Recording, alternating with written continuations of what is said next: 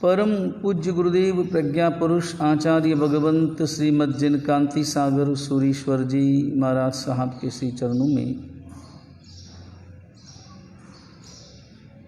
हमारी वंदना। अभी आचार्य जिन मनुज्ञ सूरी जी महाराज ने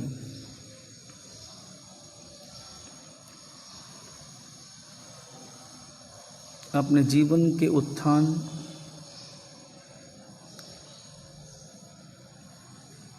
के हेतुओं का वो कौन से निमित्त हैं जिनके परिणाम से अपने जीवन का हम विकास साध सकते हैं।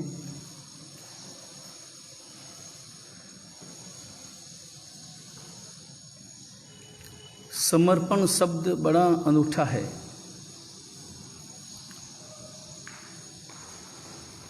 और सच यह है, अध्यात्म गुरु शिष्य का एक संवाद है।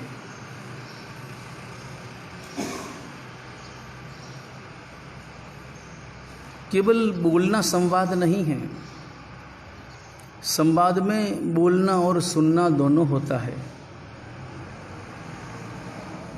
जहाँ बोलने और सुनने में एक रूपता आती है, एक तार जुड़ता है, एक रसता वाला संबंध जुड़ता है, तब वहाँ समर्पण की धारा बहती है।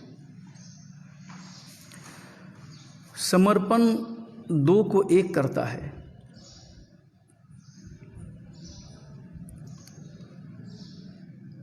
समर्पण में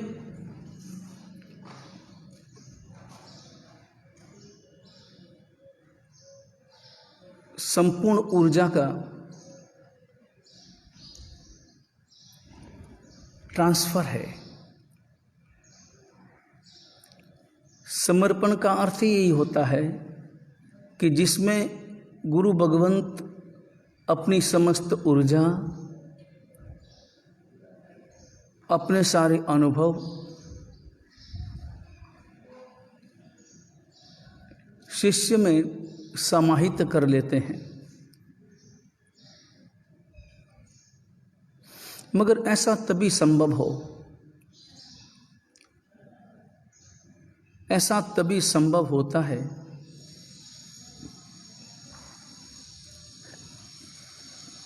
जब गुरु भगवंत का शिष्य के प्रति संपूर्ण वात्सल्य भाव और शिष्य के अंतर में संपूर्ण समर्पण का भाव उपस्थित हो। और इसके लिए एक शब्द जरूरी है और वह शब्द है विश्वास।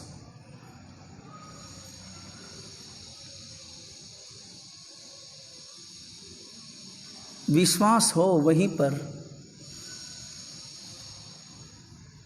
बिना किसी भय के व्यक्ति का व्यवहार होता है। वर्तमान के वातावरण में सब साथ हैं, सब पास हैं, लेकिन विश्वास के अभाव के कारण दूरियां हैं।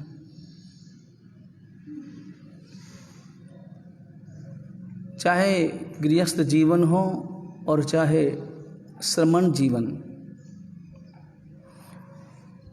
एक पिता का अपने पुत्र के प्रति, पुत्र का अपने पिता के प्रति, और हर संबंध में सासू बहू हो अथवा कोई भी संबंध हो, और श्रमण जीवन में भी गुरु शिष्य अथवा गुरु भ्राताओं का जो एक पारस्परिक निश्चल निष्कपट संपूर्ण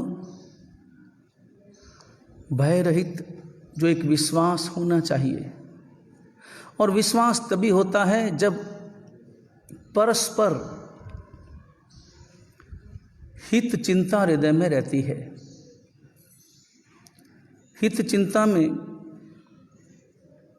एक दूसरे के प्रति हित का ही भाव अपने अंतर में रमता है। शिष्य चाहता है कि सदा सदा मेरे हर आचरण से मेरे गुरु भगवंत को शाता पहुँचे, ऐसा हित। और गुरु अपने अंतर में सदैव चाहते हैं कि मेरे व्यवहार से शिष्य की उन्नति हो, ऐसा हित। और जैसा हम उस उदाहरण में श्रवण कर रहे हैं, छोटा बाल मुनि, सुबह सुबह का समय है, विहार चल रहा है, गुरु भगवंत भी विहार कर रहे हैं, सब साधु भी। गुरु भगवंत थोड़े धीरे चल रहे हैं क्योंकि शिष्य को, बाल मुनि को अपने साथ रखना है। और केवल द्रव्य से साथ नहीं रखना है बल्कि भावों से भी। हाथ पकड़कर चलना है, हाथ उसे पकड़ा देना है। और हाथ पकड़ने का अर्थ ये होता है कि जीवन का सहारा तुम्हें मिला, और हाथ मिला कि जीवन को रोशनी मिली। मजबूती से हाथ उसने थाम लिया है बाल मुनि ने। और विचारों में, बाल मुनि के अंतर में भी विचार और गुरु भगवंत के अंतर में भी विचारों का प्रवाह है। और यहीं पर तो गुरु भगवंत के गुरुत्व की परीक्षा है। गुरु भगवंत को रात की घटना पूरी याद है। गुरु भगवंत सो नहीं पाए थे, नींद नहीं ली थी। तो नींद नहीं लेने के पीछे कारण क्या था? कारण था बाल मुनि। और विचारों को यदि नकारात्मक दिशा में मोड़ देते तो आचार्य भगवंत ये भी समझ सकते थे और अपने मन में ये विचार कर सकते थे कि आज रात में सो नहीं पाया, किसके कारण? इस बाल मुनि के कारण नहीं सो पाया। ये बार बार उठता रहा, इसी विचार भी नहीं आया कि मैं साधु हूं और क्यों उठूं।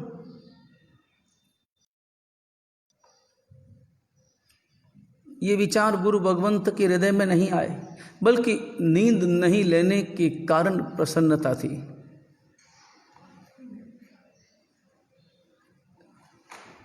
कि बाल मुनि को मैंने संभाल लिया, गिरते मैंने बचा लिया, इस बात की प्रसन्नता उनके अंतर में थी। लेकिन कोई वर्तमान का कोई होता तो दूसरे दिन सुबह वो पहले उससे पूछते, याद है क्या कर रहे थे तुम रात को, कितनी बार तुम उठे थे, क्यों उठे थे? किसी की कमजोरी जानना आसान है, लेकिन किसी की कमजोरी को अपने हृदय में रख पाना मुश्किल काम है।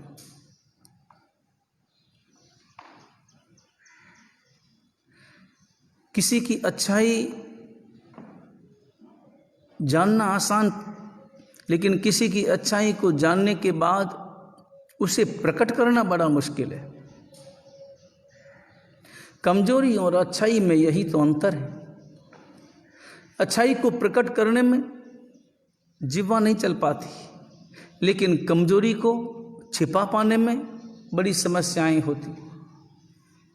सब साथ में रहते हैं, जीवन है, जीवन में कमजोर क्षण सबके अंतर में आते हैं, सबके जीवन में आते हैं। किसी के जीवन में कम और किसी के जीवन में ज़्यादा। आचरण की अपेक्षा से, विचारों की अपेक्षा से, भाषा की अपेक्षा से कमजोर क्षण जीवन में आ सकते हैं। और कभी कभी कमजोर आचरण भी हो सकता है। और जो भी व्यक्ति कमजोर आचरण करता है वह सदा सदा छिपाने की चेष्टा करता आया है इस जगत में। कोई भी व्यक्ति नहीं चाहता कि मेरी कमजोरी प्रकट हो, हालांकि वह अपनी कमजोरी से अपने आप को छुड़ा नहीं पाता। कमजोरी वाला आचरण करता है, कमजोरी वाला आचरण करता है, लेकिन चाहता है कि किसी और को पता न चले।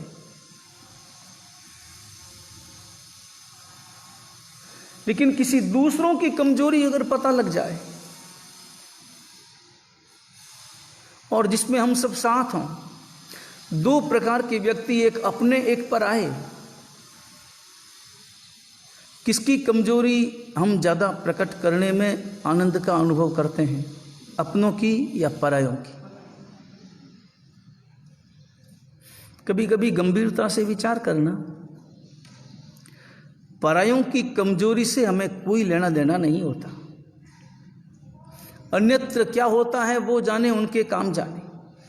लेकिन हम जिनके साथ रहते हैं वहाँ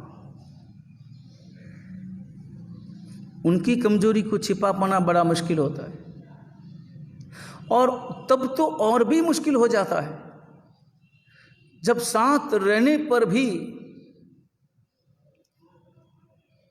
हमारे अंतर में कभी न कभी किसी न किसी घटना के कारण आक्रोश हो, आवेग हो, ईर्ष्या हो परस्पर, और होने की संभावना है। ईर्ष्या वहीं तो होगी जहां साथ होंगे।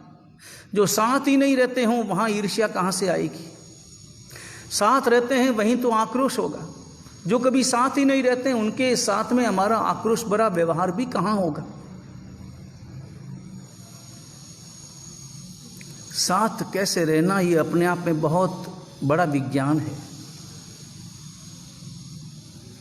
साथ कैसे रखना, ये अपने आप में बहुत बड़ा विज्ञान है।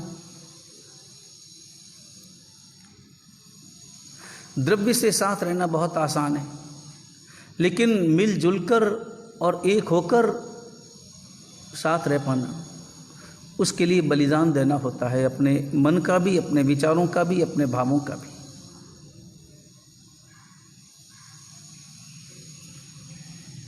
और उसमें सबसे बड़ा बलिदान, सबसे ज़्यादा चिंता, सबसे ज़्यादा चिंतन बड़ों को करना होता है, गुरु भगवंतों को करना होता है। वो कभी भी ये दोष नहीं दे सकते कि ये तुम्हारे कारण ऐसा हुआ। नहीं, अगर किसी और के कारण भी ऐसा हुआ तो वहां समझाने का कर्तव्य तुम्हारा है। और आचार्य भगवंत का वो विचार बृहत कल्प का ये उदाहरण है।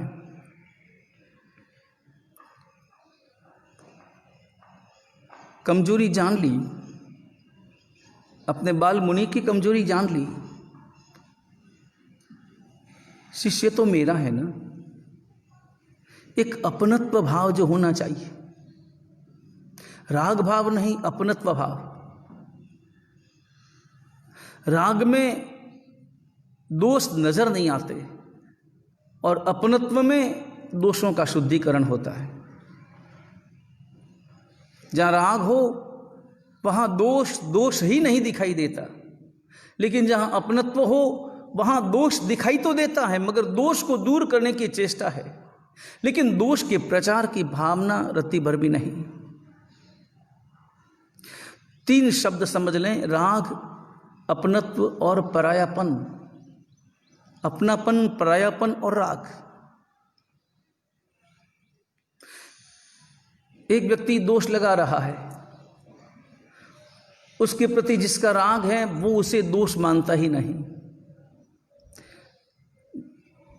उसे जो अपना मानता है, अपनत्व से पूर्ण व्यवहार है, वहां दोष मानता है मगर दोष को रोकता है तुरंत। जिसके प्रति अपनापन है रोकेगा, क्योंकि वहां हित की चिंता है। राग में केवल सुख की चिंता है, अपनत्व में हित की चिंता है। इसलिए अपने व्यक्ति हमेशा दोषों से रोकने का पुरुषार्थ करते हैं, प्रेम भरा। और जहां अपनत्व हो वहां आक्रोश नहीं होता,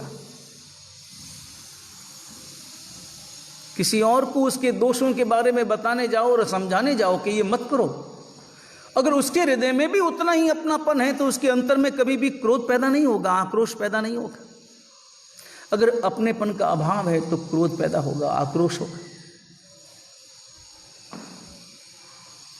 और तीसरा है परायापन। परायापन वाला व्यवहार हो तो उनका एक ही काम है, दोषों को देखना और दोषों का प्रचार करना। साथ साथ रहने पर भी ये 3 प्रकार के भाव हमारे अंतर में एक दूसरे के प्रति हो सकते हैं। राग भाव हो सकता है, अपनत्व वाला भाव हो सकता है और परायपन वाला भी भाव हो सकता है। कुछ घटनाएं उनमें कारण बन सकती है, परायपन में भी कुछ घटनाएं कारण बन सकती, लेकिन इन तीनों में से अच्छा कौन सा व्यवहार है? राग वाला, अपनत्व वाला या परायपन वाला? अपनत्व वाला, केवल अपनत्व वाला, जिसमें एक दूसरे को संभालना होता है और यह तय है कि दोनों को एक दूसरे की अपेक्षा है, दोनों को अपेक्षा है। अन्यथा अहंकार जब किसी व्यक्ति के अंतर में हो तो वो व्यक्ति ये सोचता है मेरी जरूरत सबको है, मुझे किसी की जरूरत नहीं। ये अहंकार का भाव है, जिसके अंतर में वो ये विचार करता है मेरी जरूरत सबको है, मेरे बिना कुछ नहीं हो सकता, लेकिन मुझे जरूरत किसी की भी नहीं है, मैं सारे काम स्वयं के अपने आप निपटा सकता हूं। कभी कभी ऐसा विचार लोग किया करते हैं, मुझे किसी की जरूरत नहीं, मेरी सबको जरूरत है। मगर ध्यान रहे, अपनत्व में दोनों को एक दूसरे की अपेक्षा है। एक वृद्ध व्यक्ति हो जो कांपता हो, जो चलने में सक्षम ना हो, चल नहीं पाता है, उसे चलना है, क्या करेगा? लाठी का सहारा लेगा। वो व्यक्ति जो बिना लाठी के खड़ा भी नहीं हो सकता, लेकिन लाठी हाथ में हो तो चल भी सकता है। मुझे ही बताओ कि लाठी को ऐसे ही खड़ी रखो, स्थिर रहेगी? वृद्ध को भी ऐसे ही स्थिर रखो, वह भी स्थिर रहेगा? नहीं रहेगा। लाठी भी स्थिर है तो व्यक्ति के कारण, व्यक्ति स्थिर है तो लाठी के कारण। दोनों को एक दूसरे की अपेक्षा है, तभी दोनों स्थिर रह पाते हैं। ऐसे ही जीवन की व्यवस्था है जिसमें हर किसी को हर किसी की अपेक्षा है और वो एक दूसरा है, साथ में है, तभी जीवन की गाड़ी व्यवस्थित चलती है। और उसमें व्यवहार राग वाला नहीं चाहिए, व्यवहार परायपन का भी नहीं चाहिए, व्यवहार अपनत्व वाला चाहिए। और इस अपनत्व वाले व्यवहार के लिए ही एक शब्द का प्रयोग हुआ है, कल्याण मित्र। मित्र बड़ा महत्वपूर्ण शब्द है और कल्याण मित्र और महत्वपूर्ण शब्द है। इस दुनिया में आपने अनुभव किया होगा, कभी लोग, युवा लोग अपने घर वालों से, अपने परिजनों से वो खुलेपन से वार्तालाप नहीं कर पाते जो वार्तालाप वे अपने मित्रों के साथ कर पाते हैं, क्योंकि वहाँ अपनत्व है लेकिन आक्रोश नहीं है।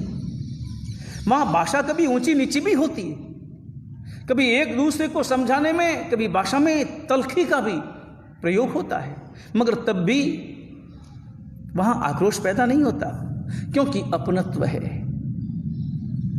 मित्र शब्द बहुत महत्वपूर्ण है और उसमें भी कल्याण मित्र और महत्वपूर्ण है, क्योंकि मित्र संसार से संबंधित है, कल्याण मित्र आत्मा से संबंधित है। मित्र संसार की व्यवस्था को देखता है, संसार की व्यवस्था को संभालता है, लेकिन कल्याण मित्र तुम्हारे संपूर्ण जीवन और तुम्हारे भविष्य को संभालता है, आत्मा को संभालता है।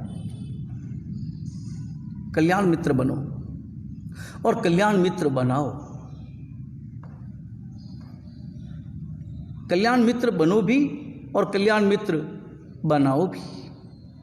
एक कल्याण मित्र जीवन में जरूरी है, और वो कल्याण मित्र जो कल्याण मित्र मुझे कभी रोके, कभी टोके, और कभी थप्पड़ भी मारे, और कभी मुझे अच्छी तरह से बांध के भी रख ले, कभी गुस्से में आंखें लाल भी कर ले, और कभी पुचकार कर मेरी पीठ पर हाथ भी फेर ले।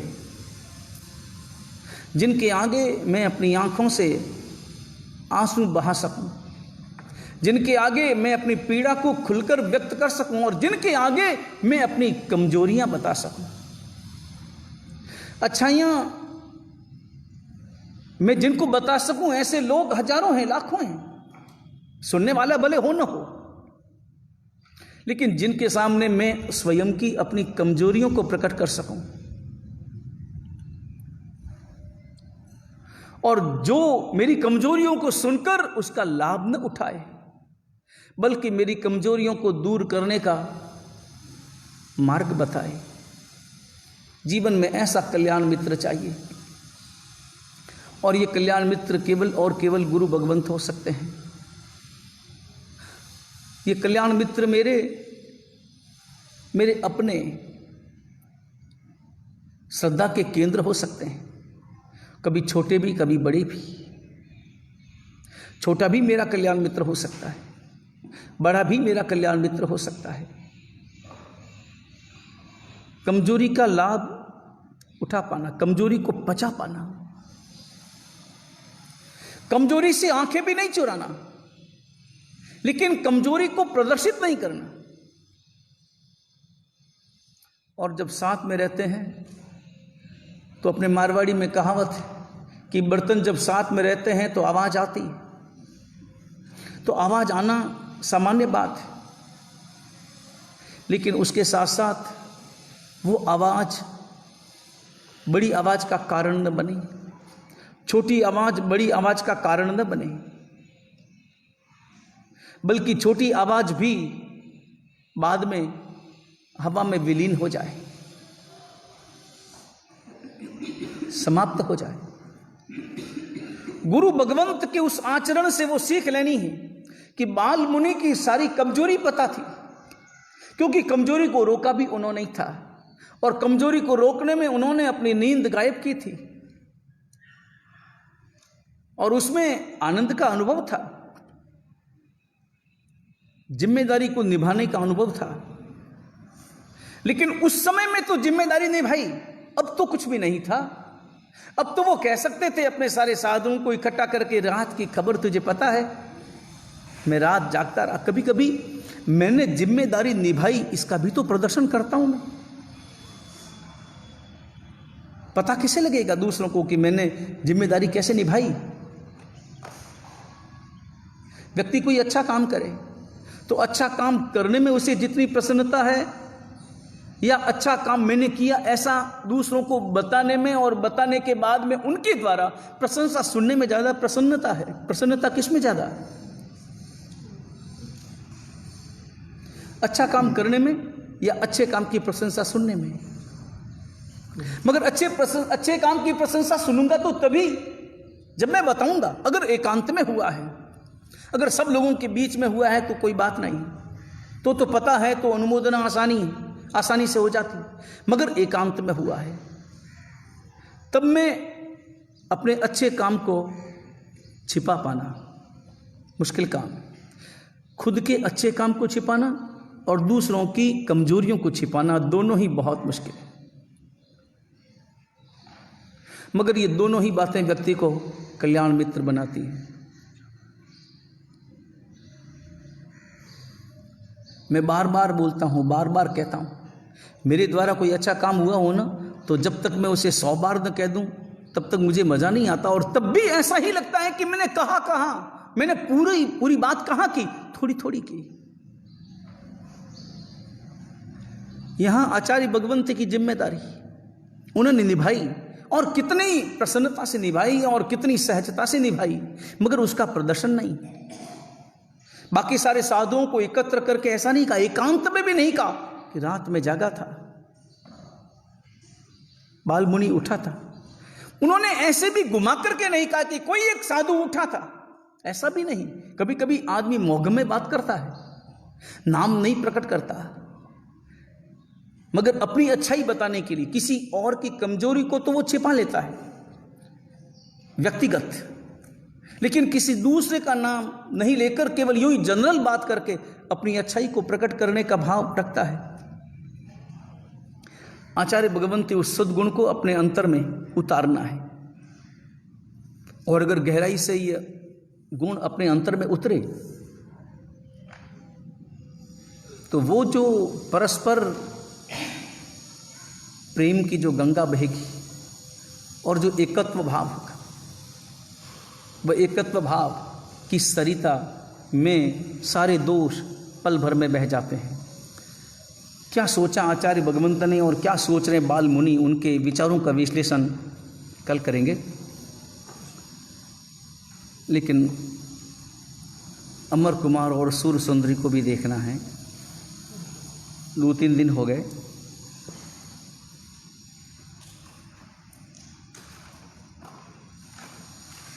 राजसभा, वातावरण, सूर्य सुंदरी की मानसिक भावनाएं और उसकी मानसिक भावनाएं कुल मिलाकर इतनी कि मेरा कोई निर्णय नहीं है, निर्णय माता पिता का है, निर्णय आपका है, और आप जो भी करेंगे अच्छा ही करेंगे। और मेरे पास में तो वो अनुभव कहाँ है, वो दृष्टि भी कहाँ है, और मेरी दृष्टि में तो मेरी उम्र काम कर रही है और मेरी उम्र अभी नादान है, तो मेरी दृष्टि भी नादान है, तो मेरा निर्णय भी नादान होगा।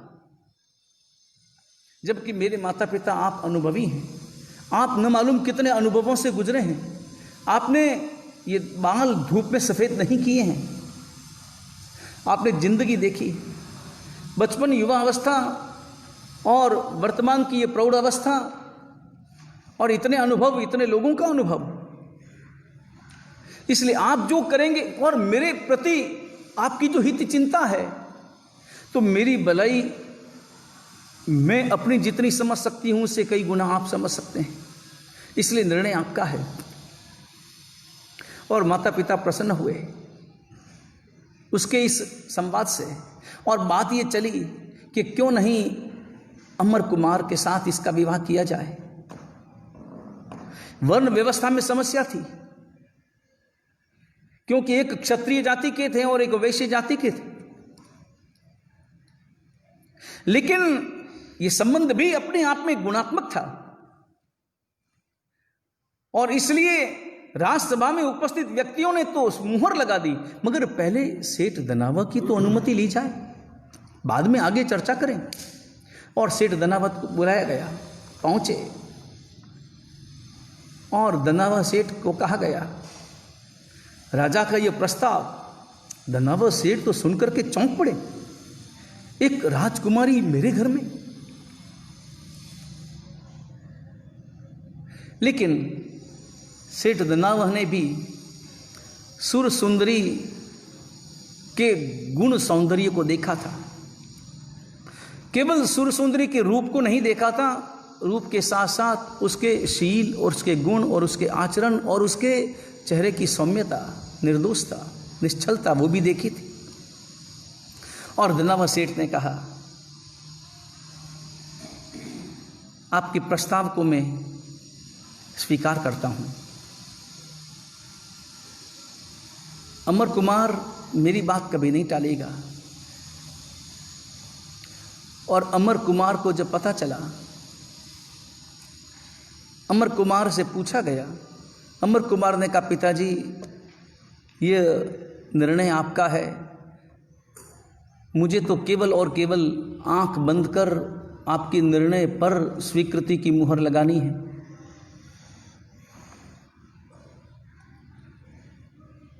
विवाह संपन्न हुआ। प्रथम रात्रि, पहली रात पूरी बचपन की स्मृतियों में और धर्म जागरण में और परिचय की गहराई में पहली रात पूरी बीती। और धीरे धीरे दिन बीतने लगे। सुर सुंदरी प्रमुदित थी। अमर कुमार का जीवन भी अत्यंत आनंद में चल रहा था।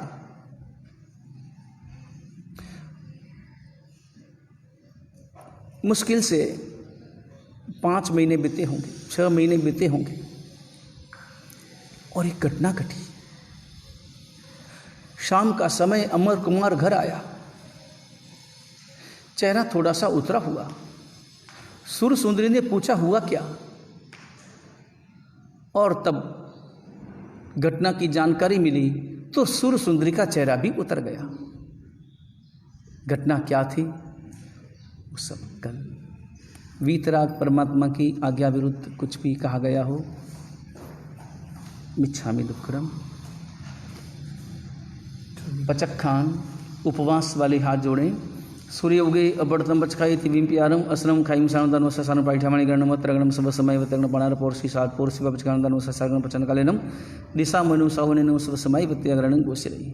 आयम बिल निबी एकासना बियासना उगेश्वर नमकारसी पौर्षि साठ पौर्षि व मुठसी बचकाई उगेश्वर चौंप्यारम असनम पान खाइम सानदान वसासन पचन कालेनम दिशा मोहिनम साहुवेनिनम सब समय वत्यगणं आयम बिलम निविगयम पचखाई अनंतनगुणम ससागणम लेवालेवीणम गीत संचिठान मुखित्य विगण बुड़ुच्च विगण पाठ्यामणि गणम त्रगणम सब समय वत्यगणं एकासनम बियासनम पचखाई तिविम प्यारम असनम खाइम सानदान वसासन सागर गण उंट पचन गुरु बुटन पाठ्यामणि गणम त्रगणम सब समय वत्यगणं गोसिरई।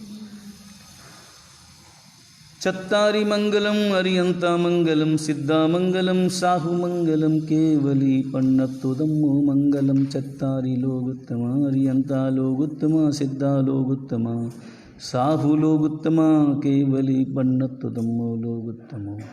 चत्तारि शरणं पवज्जामि अरियन्ते शरणं पवज्जामि सिद्धे शरणं पवज्जामि साहु शरणं पवज्जामि केवली पन्नत्तं धम्मं शरणं पवज्जामि।